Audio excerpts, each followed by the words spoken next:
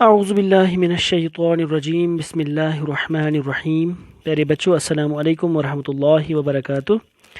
आज हम एक बार फिर से परसेंटेज के हवाले से ही बात करेंगे, लेकिन एक और कॉन्सेप्ट को लेकर। कॉन्सेप्ट है हमारा इंक्रीज़ और डिक्रीज़ एज परसेंट। यानी कभी कभार हम परसेंटेज के हवाले से बात करते हैं तो उसमें हम देखते हैं कि जब हम दो चीज़ों को कंपेयर करते हैं, सपोज़ अगर मैं आपको बताता हूँ यहाँ पे कि एक क्लास में उसका टोटल रोल है 10, यानी total number of students in a class are 10। ठीक है, 10 स्टूडेंट्स हैं, तो उस इनमें से 5 स्टूडेंट्स ऐसे हैं जिनके 100% मार्क्स आते हैं, यानी 100 में से 100 मार्क्स आते हैं हर किसी किताब में। ठीक है, लेकिन इसके बाद आप देखोगे जब अगले साल, सपोज इस वक्त ये 6th में थे, तो अब किस क्लास में आ गए ये? अब ये 7th में आ गए। तो जब ये 7th में आ गए तो इन्हीं 10 में से एक बार फिर से यहाँ पर लास्ट ईयर 5 लड़कों ने 100% मार्क्स लाए थे, लेकिन इस बार 7 स्टूडेंट्स ने 100% मार्क्स लाए। ठीक है, तो हमें ये बताना होगा अब कि आप बताइए कि इनमें जो परसेंटेज इंक्रीज हुआ है वो कितना हुआ है। ठीक है, तो इसके लिए हम एक सिंपल फार्मूला यहाँ पे लिखते हैं, वो मैं आपको अभी बताता हूँ कैसे हम इसको सॉल्व कर सकते हैं। पहले मैं आपको बताता हूँ कि फार्मूला क्या है इसके लिए। फार्मूला इसके लिए है अमाउंट ऑफ चेंज, इसको हम डिवाइड करेंगे ओरिजिनल अमाउंट से। अभी मैं बताता हूँ आपको ओरिजिनल अमाउंट क्या है हमारा, या इसको आप बेस अमाउंट भी कह सकते हैं, और उसको फिर हम मल्टीप्लाई करें 100 से। ठीक है, ये हमारी फॉर्मूला है इसके लिए, तो जिससे आप सॉल्व कर सकते हैं हमारा इंक्रीज और डिक्रीज एज परसेंटेज। जो हम आज कॉन्सेप्ट पढ़ने जा रहे हैं वो आप सिर्फ इसी एक फॉर्मूला से सॉल्व करोगे। प्लीज़ इसको आप याद रखिएगा। तो अब एक बार फिर से हम इस प्रॉब्लम पे आ जाते हैं कि एक क्लास में 10 स्टूडेंट्स हैं, 6th में उनमें से 5 स्टूडेंट्स ने 100% मार्क्स लाए, यानी 500 में से 500 मार्क्स। इसी तरह से जब ये 7th में आ गए तो उस वक्त फिर 7th में 7 बच्चों ने 100 में से 100 मार्क्स लाए, तो इसका मतलब 500 में से 500 मार्क्स।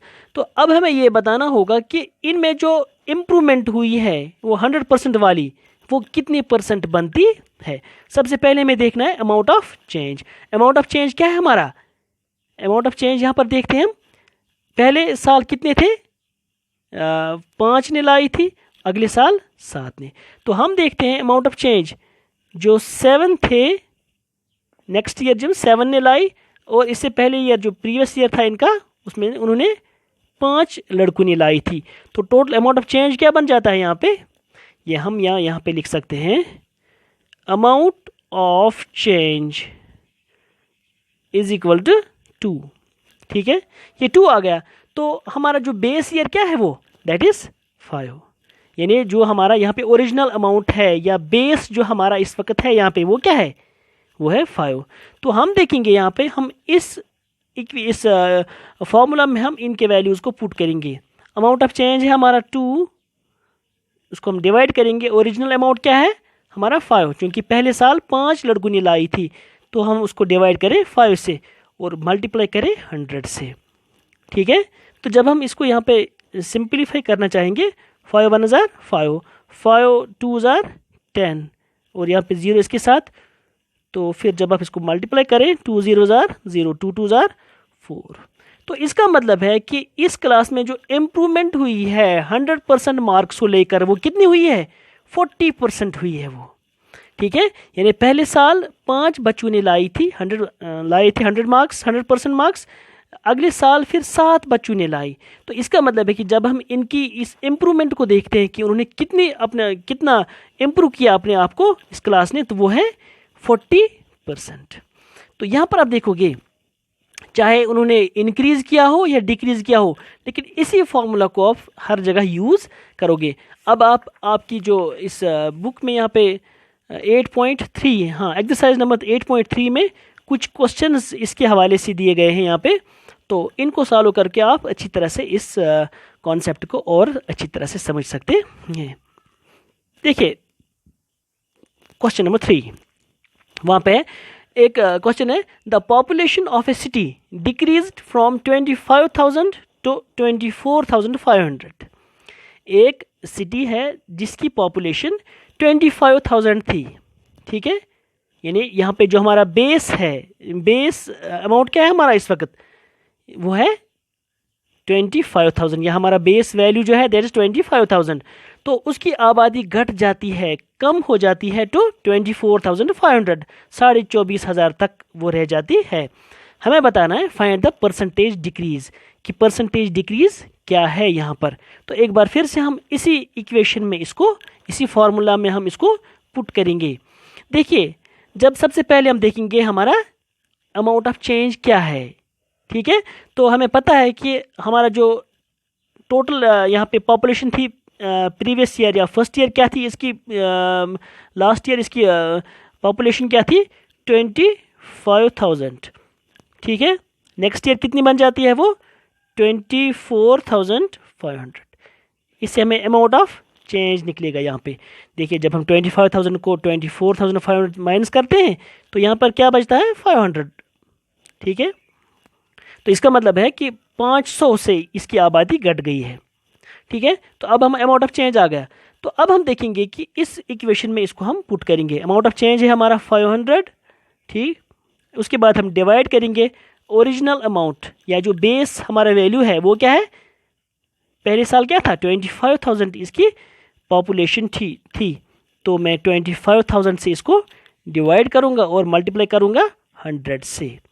देखिए, यहाँ पे दो जीरोज़ हैं, इनको कट हो जाएंगे, कट इसके साथ, ठीक है, और ये एक ज़ीरो इस ज़ीरो के साथ कट हो जाएगा।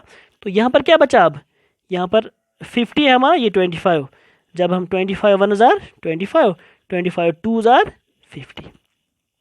तो इसका मतलब है कि इस सिटी की जो पॉपुलेशन है वो कितनी परसेंट घट गई है, वो 2% कम हो गई है, यानी परसेंटेज डिक्रीज हमने यहाँ पे निकाला, क्योंकि यहाँ पे इसकी आबादी कम हो गई है। तो इसीलिए हम इसकी परसेंटेज एज परसेंटेज डिक्रीज लिखेंगे, ठीक है। कितनी परसेंटेज डिक्रीज क्या आ जाती है हमारा, क्या आ जाता है हमारा अब 2%। इसी तरह से एक और क्वेश्चन है यहाँ पर, क्वेश्चन नंबर 4, इसी कॉन्सेप्ट के हवाले से यहाँ पे ये भी उन्होंने दिया है। क्वेश्चन है, Atif bought a car for rupees 3,50,000। देखिए, एक कार आतिफ ने लाई, खरीदी कितने में 3,50,000, ठीक। तो इतने पैसों में लाई उन्होंने। The next year the price went up to rupees 3,70,000 rupees. तो अगले ईयर यानी नेक्स्ट ईयर इसी कार का वैल्यू कितना बढ़ जाता है 3,70,000। तो जिस साल इन्होंने गाड़ी लाई उस साल वैल्यू क्या था, यानी जो हमारा बेस वैल्यू है, हमारा जो ओरिजिनल अमाउंट है, ओरिजिनल वैल्यू जो है हमारा दैट इज़ 3,50,000। नेक्स्ट ईयर इसी गाड़ी का वैल्यू कितना बन जाता है फिर 3,70,000, यानी जो यही गाड़ी है ऐसी ही गाड़ी, तो उनका जो वैल्यू है वो 3,70,000 बन जाता है। तो हमें बताना है what was the percentage of price increase. तो प्राइस इंक्रीज की जो परसेंटेज है वो हमें निकालनी है। सबसे पहले देखेंगे हम अमाउंट ऑफ चेंज।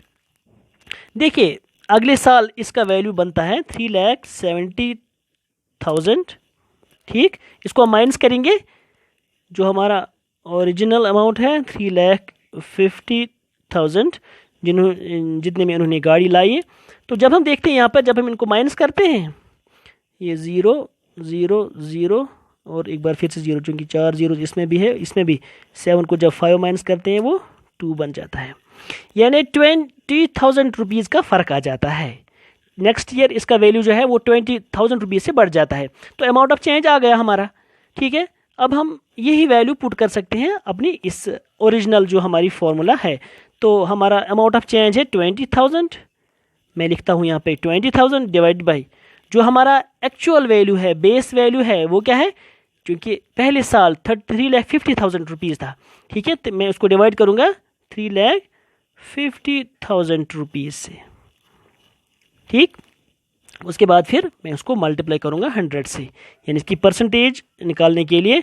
तो यहाँ पर कितने ज़ीरोज़ हैं 1 2 3 और 4, चारों काटता हूँ मैं 1 2 3 और 4 इसके साथ, ठीक है। तो अब क्या बचा यहाँ पे, यहाँ पर अब 2 इंटू 100 वो 200 बन जाता है डिवाइड बाई 35। तो अब थोड़ा सा इसको और सिंपलीफाई करेंगे। 5 7 हज़ार, सॉरी 5 7 हज़ार 35, 5 4 हज़ार 20 और 0 इसके साथ। तो इसके बाद फिर 7 से हम 40 को डिवाइड करते हैं।